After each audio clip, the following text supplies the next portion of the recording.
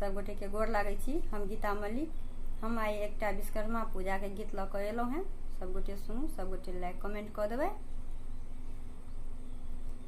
एक बेरी गरीबक गृह आहा अबियौ यौ विश्वकर्मा बाबा।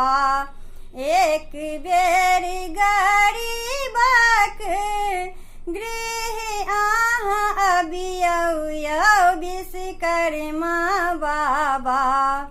आहा के महिमा महान यौ विश्वकर्मा बाबा।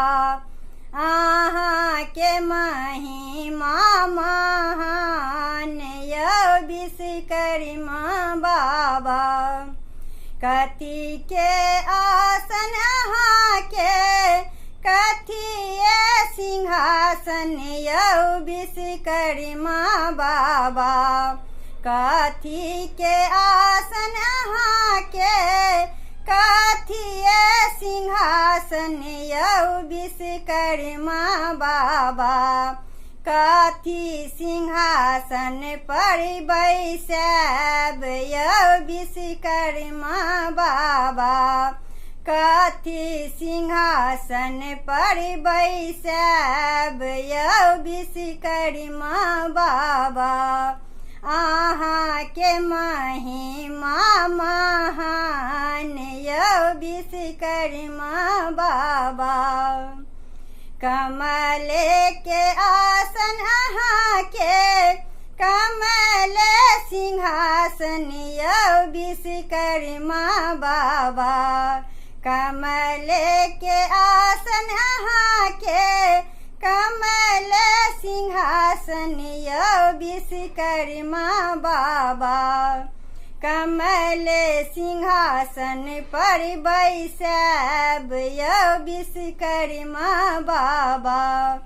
कमल सिंहासन पर बैसब यौ विश्वकर्मा बाबा।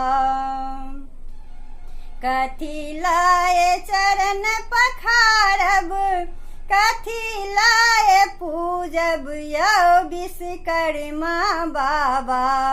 कथी लाए चरण पखारब कथी लाए पूजब यौ विश्वकर्मा बाबा। कथी लाए आरती देखब यौ विश्वकर्मा बाबा। कथी लाए आरती देखब यौ विश्वकर्मा बाबा। जल लाए चरण पखारब फूल लाए पूजब यौ विश्वकर्मा बाबा। जल लाए चरण पखारब फूल लाए पूजब यौ विश्वकर्मा बाबा। कपूर लाए आरती देखब यौ विश्वकर्मा बाबा। कपूर लाए आरती देखब यौ विश्वकर्मा बाबा। एक बेरी गरीबक गृह आहा अबियौ यौ विश्वकर्मा बाबा। आहा के महिमा महान यौ विश्वकर्मा बाबा। आहा के महिमा महान यौ विश्वकर्मा बाबा।